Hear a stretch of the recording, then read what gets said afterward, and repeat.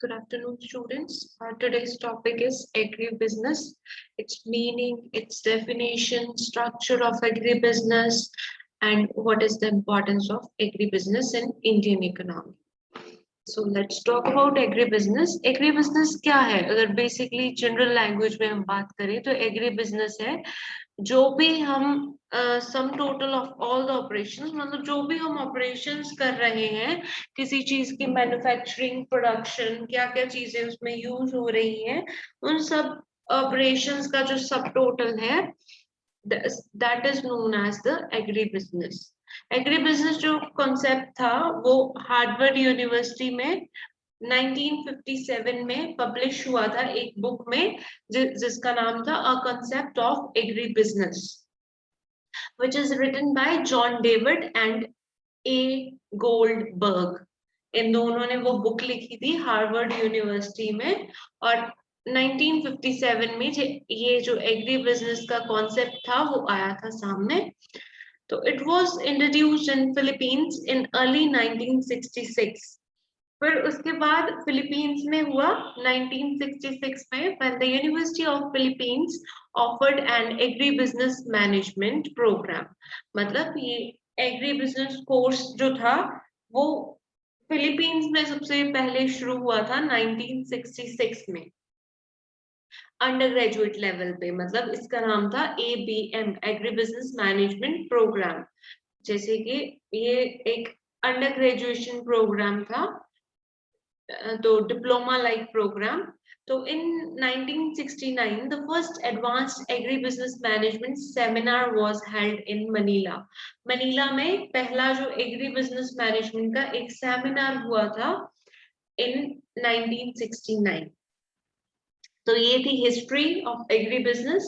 Let's talk about the definition of agree business. Agri business की definition क्या है? जैसे कि हमने ऑलरेडी बात की है कि सम टोटल होता है इस चीज का all the operations of agriculture based. जो भी एग्रीकल्चर में ऑपरेशंस है, चाहे वो इनपुट है, चाहे वो प्रोसेसिंग है, चाहे वो आउटपुट है, चाहे वो फिर उसका है processing, next level post harvest के बाद उसकी प्रोसेसिंग है, वो सारा किस में आता है? एग्री बिजनेस में आता है. तो इसकी प्रॉपर डेफिनेशन जो है वो है agri business is the sum total of all operations involved in the manufacture and distribution of the farm supplies, production activities on the farm, storage, processing and distribution of farm commodities and its items made from them. मतलब कोई भी चीजें जो उससे बन रही हैं, agriculture products जो बन रहे हैं एग्रीकल्चर से रिलेटेड, चाहे वो ऑन फार्म एक्टिविटीज हो, चाहे वो इंडस्ट्रियल एक्टिविटीज हो, दैट उन सब का sum total comes under agri business. तो एग्री बिजनेस जो हमारा है वो फर्दर 3 सेक्टर्स में डिवाइडेड है. It is divided in the 3 sectors. First sector is input sector, second sector is farm sector and third sector is product sector. input sector की अगर हम बात करें तो कोई भी चीज जो हम अपने खेतों में, चाहे हम सीड सो कर रहे हैं, चाहे उसमें फर्टिलाइजर्स डाल रहे हैं, यूज ऑफ पेस्टिसाइड है, जो भी इनपुट्स डाले जा रहे हैं by the farmers for raising the crops, that is the input sector. अगर हम इसकी डेफिनेशन की बात करें तो it deals with the supply of inputs required by the farmers for raising crops, livestock and other allied enterprises. These include seeds, fertilizers, chemicals, machinery and fuel. तो ये सारी चीजें हैं, चाहे हम मशीनरी उस पे यूज कर रहे हैं, केमिकल्स यूज कर रहे हैं, सीड्स यूज कर रहे हैं, फर्टिलाइजर्स यूज कर रहे हैं, this all comes under the input sector. And what comes under the farm sector? It aims at producing crops, livestock and other products. जैसे कि कोई भी चीज जो हम प्रोड्यूस कर रहे हैं, चाहे हम क्रॉप से ग्रेन प्रोड्यूस कर रहे हैं, सीड्स प्रोड्यूस कर रहे हैं, चाहे फिर दूसरी बात आ जाती है कि आप पोल्ट्री से एग्स प्रोड्यूस कर रहे हैं, मीट प्रोड्यूस कर रहे हैं, या फिर आप शीप का रेयरिंग कर रहे हैं, उससे आप क्या कर रहे हैं? वूल की प्रोडक्शन कर रहे हैं. चाहे फिर आप कर रहे हैं पिग फार्मिंग करके उसके मीट की प्रोडक्शन कर रहे हैं. चाहे फिर आप फिश फार्मिंग करके उसके मीट की प्रोडक्शन कर रहे हैं, चाहे फिर आप हनी बीज रख के वहां से हनी ले रहे हैं, that all comes under the farm sector. जो भी मतलब एग्रीकल्चर और लाइफ स्टॉक से रिलेटेड चीजें हैं, डेयरी प्रोडक्शन है, that also comes under farm sector. तो वो सारी चीजें आ जाएंगी फार्म सेक्टर में। ठीक है, चाहे आप मीट प्रोड्यूस कर रहे हैं, चाहे आप फसलें प्रोड्यूस कर रहे हैं, चाहे आप एग्स प्रोड्यूस कर रहे हैं, चाहे आप वूल प्रोड्यूस कर रहे हैं, that all comes under the farm sector. Now the third one is the product sector. Product sector में कौन सी चीजें आती हैं?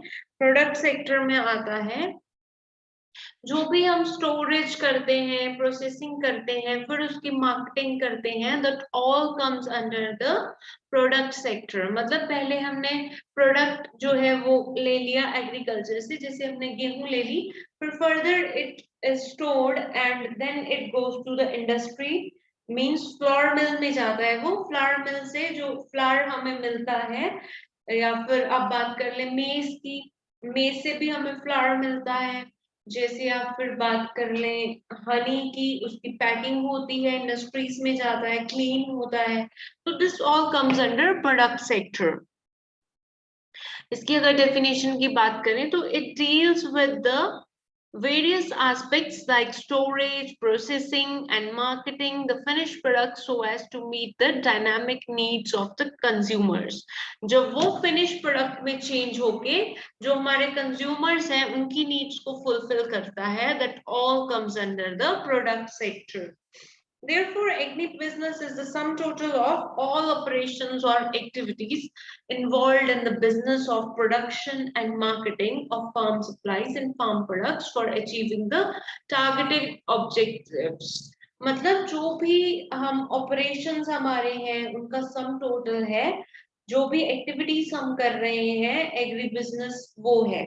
जो भी हम अपनी चीजों की प्रोसेसिंग करके उसकी मार्केटिंग कर रहे हैं और वहां से हम पैसा कमा रहे हैं, मेन ऑब्जेक्टिव क्या है? To get the profit. तो वो जो प्रॉफिट है, वो जो सम टोटल है उस सारी चीजों का, that comes under the agri business. Now let's talk about the importance of agree business. Agri business की इम्पोर्टेंस क्या है? इसकी इम्पोर्टेंस है that it deals with the agricultural sector and also with a portion of industrial sector, which is the major source of farm inputs like fertilizers, pesticides, machines, processing and post harvest technologies. मतलब क्या है कि जो ये agriculture sector है वो industrial sector के साथ भी उतना ही जुड़ा हुआ है, क्योंकि अगर हम एग्रीकल्चर लैंड से हमें प्रोडक्ट नहीं मिलेगा तो हम उसकी प्रोसेसिंग करके इंडस्ट्रियल सेक्टर कैसे चलाएंगे? We are not able to run the industrial sector without producing the crops, without producing the honey, without producing the livestock, without producing the goats, without producing the fishes. We can't able to run the industrial sector without the agriculture sector. So ये बहुत important part है, क्योंकि fertiliser pesticide भी तभी काम आएंगे if we are going growing the crops. नहीं तो किस में डालना है हमें? खाली मिट्टी में तो नहीं डालना है फर्टिलाइजर, खाली मिट्टी में तो पेस्टिसाइड नहीं डालना है।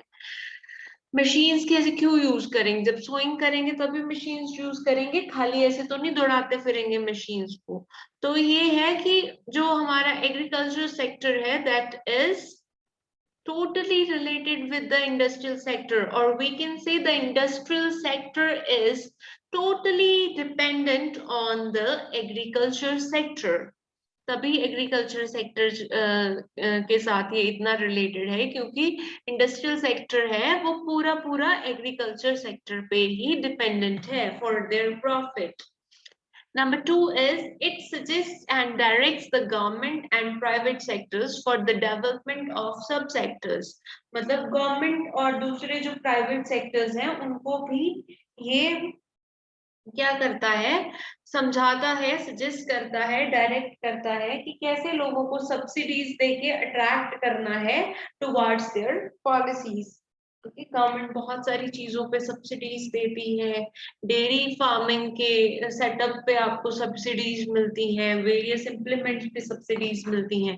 वो पॉलिसीज इसीलिए बनाते हैं कि अगर एग्रीकल्चर सेक्टर है, अगर एग्रीकल्चर सेक्टर में नहीं होगा तो वो पॉलिसीज ही क्यों बनाएंगे।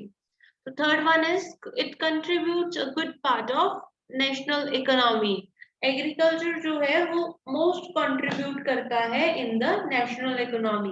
किसी देश की इकोनॉमी में किसान का बहुत बड़ा हाथ है, in order to raise it, in order to upgrade it. अगर नेशनल इकोनॉमी अच्छे से चल रही है तो उसमें फार्मर जो है वो पूरा पूरा हिस्सेदार है, because it contributes a lot in the national economy, because सब कुछ जो आता है वो फील्ड से ही आता है, that is prepared by the farmer only. So farmer अन्न का देवता तो है ही, उसके अलावा जो है देश को ऊपर ले जाने में, देश की डेवलपमेंट में भी किसान is playing a vital role, a very important role, जिसको कि हम नजरअंदाज नहीं कर सकते। Even the whole nation is thankful to the farmer for the economy as well as for food. Then next is the dimensions of agribusiness. Let's talk about the dimensions of agribusiness. It deals with the different components of both agriculture and industrial sector, their interdependence and influence of one sector on another. मतलब क्या है, ये इतने independent है agriculture sector और industrial sector एक दूसरे के ऊपर, कि अगर एक में कुछ दिक्कत आएगी तो दूसरा ऑब्वियसली इन्फ्लुएंस होगा। अगर एग्रीकल्चर सेक्टर जो है टॉप पे जा रहा है तो इंडस्ट्रियल सेक्टर भी टॉप पे जाएगा, डायरेक्टली प्रोपोर्शनल है वो दोनों एक दूसरे के। अगर हमारा जो इंडस्ट्रियल सेक्टर है वो नीचे जाएगा तो हमारा एग्रीकल्चर सेक्टर भी नीचे चला जाएगा। Second one is it deals with the decision making process of farm, either private or government, in relation to production and selling aspects. मतलब क्या है ये, फार्म में जो डिसीजन मेकिंग होता है, चाहे वो प्राइवेट कंपनी ले चाहे वो गवर्नमेंट ले, किसके एस्पेक्ट्स के रिगार्डिंग, प्रोडक्शन के एस्पेक्ट्स के रिगार्डिंग या फिर सेल के एस्पेक्ट के रिगार्डिंग, वो होता है only with the help of this farm sector. अगर फार्म सेक्टर ही नहीं होगा तो कैसे डिसीजन मेकिंग होगी कि आपको कैसे अपना प्रोडक्ट बेचना है, कितने में बेचना है और उसे प्रोड्यूस कैसे करना है। Then third one is it deals with the strengths and weakness of a project, thereby their viability is competing enterprising. मतलब क्या है, किसी भी प्रोजेक्ट की जो वीकनेस और स्ट्रेंथ है वो हमें तभी पता चलती है कि अगर हम उसको यूज करेंगे तो एक एंटरप्राइज से दूसरा एंटरप्राइज जो है वो compete करता है, ताकि उसकी जो स्ट्रेंथ है वो ज्यादा अच्छी हो और वो ज्यादा एफिशिएंट हो फॉर अ फार्मर और वो उसको खरीदे। Then fourth one is agribusiness is always a market oriented. Agribusiness always concentrates on the market because हमें profit कहाँ से मिलेगा? Obviously from the market. We get the profit obviously from the market. So it is always market oriented. Next is structure of agribusiness is generally vertical and it comprises the following. मतलब जो हमारा structure है agri business का वो एक ऐसा sector है जिसके साथ बहुत सारे अदर सेक्टर्स जो हैं वो भी इंटर रिलेटेड हैं, like government policies and programmes. ठीक है, गवर्नमेंट अपनी पॉलिसीज बनाती है, अपने प्रोग्राम्स रखती है, किसके रिगार्डिंग, एंटरप्राइजेस के रिगार्डिंग, सब्सिडीज के रिगार्डिंग, क्रॉप्स के रिगार्डिंग, उनके एमएसपीज के रिगार्डिंग। ठीक है जी। Second one is the research and extension programmes of the government. फिर क्या है, गवर्नमेंट रिसर्च भी करते रहती है और टाइम टू टाइम उसको एक्सटेंशन प्रोग्राम्स भी करती रहती है कि आप ये वाली क्रॉप लगाओ, ये वाली जो पेस्टिसाइड हो है वो बेटर है इस क्रॉप के लिए। तो ये एक्सटेंशन वर्क लोगों में जागरूकता लाने के लिए एक्सटेंशन प्रोग्राम्स भी करती है और रिसर्च भी किया जाता है उन चीजों पे। जैसे गवर्नमेंट के अंडर भी लाइफ स्टॉक जो है उसके भी रिसर्च सेंटर्स हैं, क्रॉप्स के भी रिसर्च सेंटर्स हैं। तो टाइम टू टाइम जो है अच्छी प्रोडक्टिविटी के लिए और अच्छी चीजों के लिए गवर्नमेंट जो है एक्सटेंशन प्रोग्राम्स करती रहती है। Third one is the farm supplies और इनपुट्स। मतलब क्या है, फार्म सप्लाई और इनपुट्स भी डिपेंडेंट है एग्रीकल्चर पे, एग्री बिजनेस पे। अगर एग्रीकल्चर प्रॉपर होगा तभी हम फार्म सप्लाई यूज करेंगे और तभी हम उसमें इनपुट्स डालेंगे। Then next is the agricultural production. अब एग्री बिजनेस तभी चलेगा अगर हमारी जो प्रोडक्शन है, जो प्रोडक्टिविटी है वो अच्छी आएगी। In case we are getting lesser yield तो हम उसको कहाँ से उसका बिजनेस कर पाएंगे, वो हमारे घर पे ही हम यूज कर सकते हैं उतनी तो, है ना। तो नेक्स्ट इज द प्रोसेसिंग। फिर उन एग्रीकल्चर प्रोडक्ट्स की प्रोसेसिंग भी तो करनी है। अब खाली गेहूं तो नहीं लोग खा सकते। If it converts in the flower then only the people is able to consume it, otherwise people not able to consume it. So processing is necessary. Then after that marketing of the agriculture products. अगर वो flower अब मिल वाले अपने पास ही रखे रहने देंगे तो क्या फायदा, अगर उसकी मार्केटिंग ही नहीं होगी, अगर उसकी बिक्री ही नहीं होगी, अगर वो सेल ही नहीं होगा। तो मार्केटिंग जो है एग्रीकल्चर प्रोडक्ट्स की वो भी बहुत जरूरी है। So this is the structure. Let's talk about the scope of agree business. Agri business के स्कोप के बारे में अगर हम बात करें तो एग्री बिजनेस का स्कोप जो है वो है कि हमें बहुत जरूरी है। फूड के लिए हमें एग्री बिजनेस बहुत जरूरी है, फाइबर प्रोडक्ट्स के लिए एग्रीकल्चर बहुत जरूरी है। ठीक है, और इसमें क्या चाहिए हमें, इन एफिशिएंट और हार्ड वर्किंग लोग चाहिए होते हैं, तभी फूड प्रोड्यूस होता है। अगर वो खून पसीने से फार्मर जो है वर्क करता है in the harsh climatic condition, in the rains, in the winter season, in the summer season, with the hot sun, with the freezing winds, अगर वो farmers उस मौसम में उस harsh conditions में काम नहीं करेगा, will not able to get the food and fiber products, definitely will not get। तो उसके लिए हमें क्या है कि ये स्कोप है पहला तो कि हमें खाना तभी मिलेगा if the farmer works so hard in the harsh conditions, in the harsh climatic conditions, then only we'll able to get the food and fiber. Second one is the agribusiness of late is combining the diverse commercial enterprises using heterogeneous combination of labor, materials, capital and technology। अब agribusiness जो है वो एक mixture है, एक heterogeneous combination है। किस चीज का, हमें लेबर भी चाहिए होती है, हमें पैसा भी चाहिए होता है, उस लेबर को भी पैसा देना है, सीड भी पैसे का आएगा, पेस्टिसाइड भी पैसे का आएगा, वीडिसाइड भी पैसे का आएगा। तो कैपिटल रिक्वायर्ड है, फिर मटेरियल रिक्वायर्ड है, मतलब हमें सीड चाहिए, हमें पेस्टिसाइड चाहिए, हमें इरिगेशन के लिए पाइप चाहिए, हमें ड्रिप इरिगेशन के लिए सामान चाहिए, हमें हमारे जो ट्रैक्टर्स हैं, प्लैंक्स हैं, फ्लोइंग इम्प्लीमेंट्स है, वो सब चाहिए। तो मटेरियल्स भी रिक्वायर्ड है और उसके बाद जो है टेक्नोलॉजी भी रिक्वायर्ड है। जो नई टेक्निक्स आई है कि भाई ये ऐसे पड़ोस में लगाओ, ये ऐसे डिपलिंग करो, इसकी ऐसे ब्रॉडकास्टिंग करो, वो टेक्नोलॉजी भी हमें जरूरी है तभी हमारा। तो जो एग्री बिजनेस है वो एक कॉम्बिनेशन है land, labour, capital, material as well as technology. Third one is it is a dynamic sector and continuously meets current demands of consumers in domestic and world markets।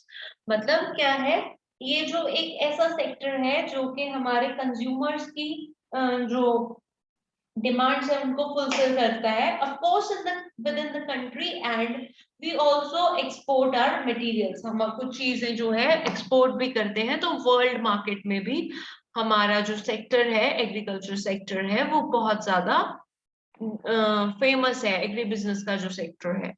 Then next we talk about agribusiness establishment leads to strengthening of infrastructural facilities in that area, expansion of credit, raw material supply agencies, adoption of modern technology in the production and marketing of agricultural products। मतलब क्या है, जहाँ पे agri business हम कर रहे हैं वहां पे डेवलपमेंट बहुत जल्दी होती है, क्योंकि वहां पे इंडस्ट्रीज अपने आप को एडवांस कर लेंगी, टेक्नोलॉजीज वैसी मिलेंगी, लोगों को लोन ज्यादा मिलेगा, लोगों को क्रेडिट ज्यादा मिलेगा। तो ये सारी चीजें जो हैं वो होती हैं एग्री बिजनेस के ऊपर, कि हमारा एग्री बिजनेस का अगर सेटअप एस्टेब्लिश होगा तो उसके बाद क्या है, हमें अच्छे से जो चीजें हैं वो वैसे अकॉर्डिंगली डेवलप होके मिलेंगी। Then next we talk about agribusiness provides crucial forward and backward linkages. हमारे जो लोगों के साथ लिंकेज भी बनता है, जैसे कि input supply, credit, production technologies, farm services, और इसकी प्रोसेसिंग होगी, ट्रांसपोर्टेशन होगी एंड मार्केटिंग एस्पेक्ट्स हो गए। Then sixth is the agri business generates potential employment opportunities. अगर agri business sector जो है वो डेवलप करेगा, उसके साथ लोगों को एम्प्लॉयमेंट भी मिलेगा। डेफिनेटली अलग अलग इंडस्ट्रीज में लेबर्स की रिक्वायरमेंट होगी, फार्म्स में लेबर्स की रिक्वायरमेंट होगी, ऑफिशियल्स की रिक्वायरमेंट होगी, सुपरवाइजर्स की रिक्वायरमेंट होगी, और भी सब ऑफिशियल्स की रिक्वायरमेंट होगी, फोर्थ क्लास लोग भी चाहिए होंगे। तो it leads to the employment sector also. Then it adds value to products and therefore increases the net profits. जब वो processed हो जाते हैं, जो raw foods होते हैं, तो उनकी जो marketing है वो और भी बढ़ जाती है और उनकी value भी बढ़ जाती है उस चीज से। ठीक है, जैसे कच्चा आंवला सब पीपल नहीं खा सकते, बट अगर उसी आंवले का अचार डाल दिया जाए या मुरब्बा डाल दिया जाए, पीपल विल ईट इट और उसका वो हाई प्राइस देने के लिए भी तैयार होंगे, है ना। तो वैसे ही कि जब प्रोडक्ट्स में थोड़ी चेंज आती है, प्रोसेसिंग होती है, तो it also adds on the value of the products. That's all about the scope of agribusiness. Let's talk about the agribusiness structure, जो कि हम पहले भी पढ़ चुके हैं। It involves two important sectors. पहला जो सेक्टर है वो है फार्म इनपुट सेक्टर, दूसरा जो सेक्टर है वो है farm product sector. Input sector में आता है जो भी हम इनपुट के टाइम पे चीजें यूज करते हैं, जैसे कि सीड हो गया, कोई भी केमिकल हो गया, फर्टिलाइजर हो गया, कोई भी न्यूट्रिएंट्स हो गए, वो सारे comes under the input sector. Machinery use की जाती है, उसमें पेट्रोल डीजल यूज किया जाता है, वो सारा comes under the input sector. And farm product sector में आएंगी चीजें जो कि हमें कमोडिटीज मिलती हैं, जैसे कि हमें हो गया कि प्रॉपरली पोल्ट्री मिल रही है, वहां से फ्रूट मिल रहा है, मीट मिल रहा है, वेजिटेबल मिल रहा है, वो है उसके प्रोडक्ट्स जो हमें इनपुट डालने के बाद, उसकी प्रोसेसिंग होने के बाद जो प्रोडक्ट मिलेगा, that is the farm product sector.